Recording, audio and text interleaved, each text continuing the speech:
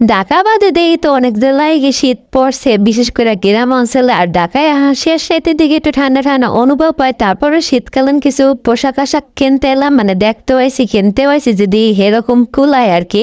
তো চলে এলাম উত্তরের রাজলক্ষ্মীতে। তো এই জায়গায় আইলে তো মার্কেটে দেখে আর কি পুরো মাথা খারাপ হয়ে যায়, কারণ এখানে মার্কেটগুলো খুবই সুন্দর। বিশেষ করে রাজলক্ষ্মীর পিছনে যে ব্যানে করে যে এক্সপোর্টের মালগুলা লইয়া বয়, এগুলা বেশি সুন্দর আর অনেক ডিজাইনের আসছে এখানে।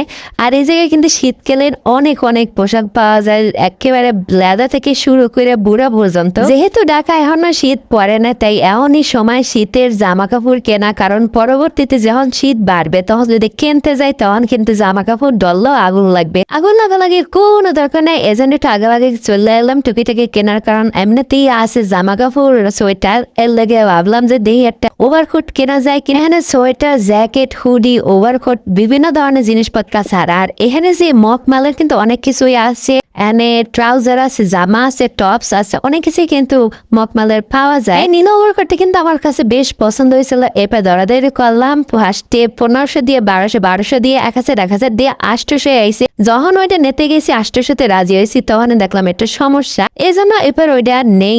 আর ওই পাশে যে ওয়ালমেট গুলো দেখতেছিলেন আপনারা, হ্যাঁ ওয়ালমেটে নিতে পারেন, কিন্তু দাম একটু আমার কাছে বেশি মনে হয়েছে।